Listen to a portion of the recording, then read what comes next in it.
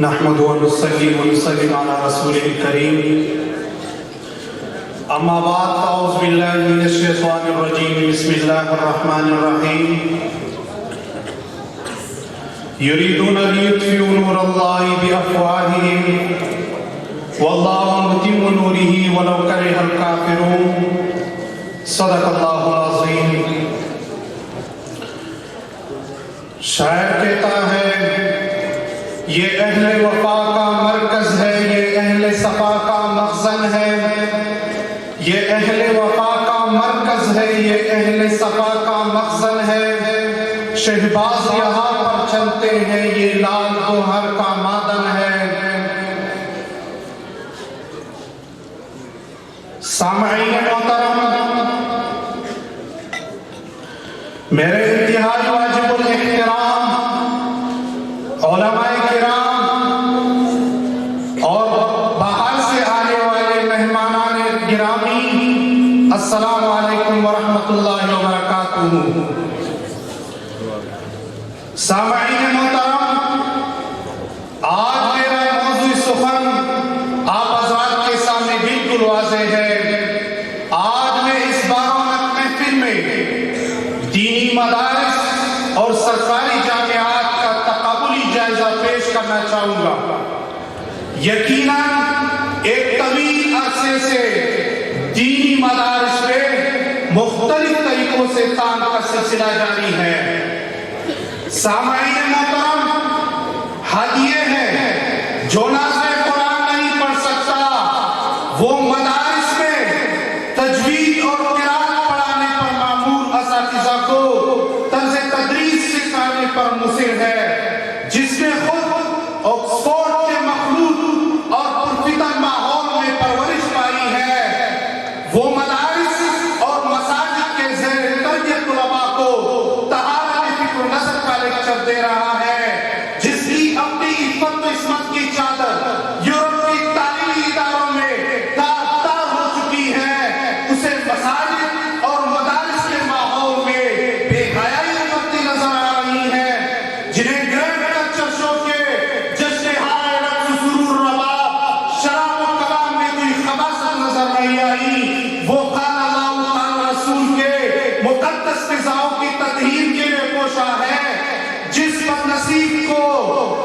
بدنصیب کا لباس، زبان، فکر، غرضے کے سب کچھ ناپاک ہے، وہ منبر و محراب کے پاک کرنے کے در پہ ہے. جس بدنصیب کو سورہ اخلاص نہیں آتا وہ حافظ قرآن کو رکما دے رہا ہے. سامعین محترم، کبھی یہ سوال اٹھایا جاتا ہے کہ دینی مدارس کا کردار کیا ہے. دینی مدارس خواہ کسی بھی مکتب فکر کے ہو، دنیا کے جدید ترین سہولتوں کے مہیا نہ ہونے کی صورت میں بھی اس امت کا قیمتی سرمایہ ہے. ان دینی مدارس سے ہنگاموں، بحرانوں اور روشنی سے محروم دنوں میں بھی اپنے وجود کے ذریعے اس امت کا نمود کا فریضہ انجام دیا ہے.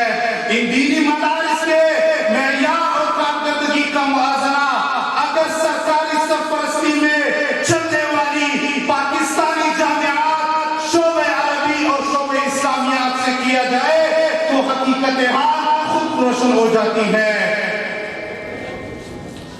سامعین محترم، سرکاری جامعات میں دنیا کے جدید ترین سہولتیں، بڑی بڑی تنخواہیں حاصل کرنے والے اساتذہ کی تحقیقی مطبوعات کا موازنہ اگر غیر سرکاری دینی مدارس کے اساتذہ کی مطبوعات سے کیا جائے تو یہ صورتحال خود بخود روشن ہو جاتی ہے.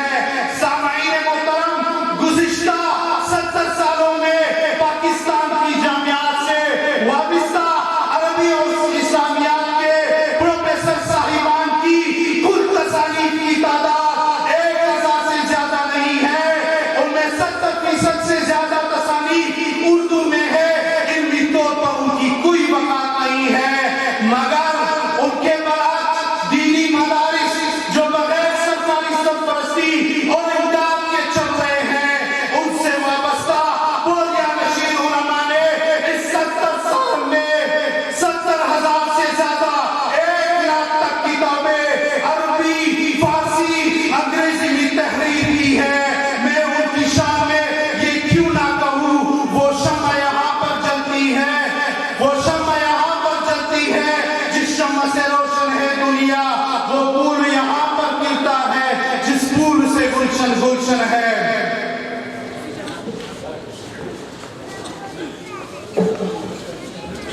سامعین محترم، یہ علماء جو یہاں کی سادہ زندگی بسر کر رہے ہیں، جن کی ضروریات زندگی بمشکل پوری ہوتی ہے، ان کا علمی کام سرکاری جامعات میں دنیا کے جدید ترین سہولتوں کو سمیٹ لینے والے اساتذہ سے ہزاروں گنا بہتر ہے۔ سامعین محترم، وفاقی وزراء کی جانب سے یہ دعویٰ ہے کہ دینی مدارس میں فرقہ واریت کی تعلیم دی جاتی ہے۔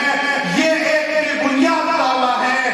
دینی مدارس میں وہ نصاب تعلیم، مزاج تعلیم، طریقہ تعلیم سے ناواقف ہے۔ انہیں معلوم ہونا چاہیے دینی مدارس میں صرف اور صرف تفسیر، حدیث، فقہ، علم کلام، نحو، بلاغت اور ادبیات پڑھائے جاتے ہیں۔ سامعین محترم، ہم بھی یہ سوال اٹھا سکتے ہیں، کیا فرقہ واریت دینی مدارس سے پھیل رہی ہے یا پھر فرقہ واریت سرکاری جامعات سے پھیل رہی ہے؟ کراچی سے شائع ہونے والی ہم روزہ اخبار وجود کے مطابق 70 سالہ تاریخ وضع تمام بتاتے ہیں کہ سرکاری جامعات میں تعلیم حاصل کرنے والے طلباء کے ہاتھوں اساتذہ کے بے عزتی کے 10,000 واقعات ہیں۔ ہڑتالیں، ہنگامے، جلسہ جلوس، توڑ پھوڑ، جلاؤ گراؤ کے 60,000 واقعات ہیں، اور کالجز اور سرکاری جامعات میں طلباء کے ہاتھوں 1,500 وارداتیں، سرکاری بسوں اور گاڑیوں کی آتی زدگی، ہڑتالوں، ہنگاموں کے باعث 6,000 دنوں کا نقصان ہوا۔ مگر 70 سالہ تاریخ دینی مدارس کے حوالے سے بالکل خاموش ہے۔ دینی مدارس میں اس قسم کے واقعات سرے سے پیش ہی نہیں آیا۔ بس میں یہی کہوں گا، اے میرے ہم نشین، چل کہیں اور چل، اس چمن میں ہمارا گزارا نہیں۔ بات پھولوں کی ہوتی تو سہ لیتے ہم، اب تو کانٹوں پہ بھی حق ہمارا نہیں۔ جب بھی اہل چمن کو ضرورت پڑی، خود ہم نے دیا درے پیش کی، پھر بھی کہتے ہیں ہم سے یہ اہل چمن، یہ چمن ہے ہمارا تمہارا نہیں۔ اے ظالموں، اپنے قسمت پہ نازا نہ ہو، دور بدلے گا یہ وقت کی بات ہے، وہ یقیناً سنے گا صدائیں میری، کیا تمہارا خدا ہے ہمارا نہیں۔ وآخر دعوانا ان الحمدللہ۔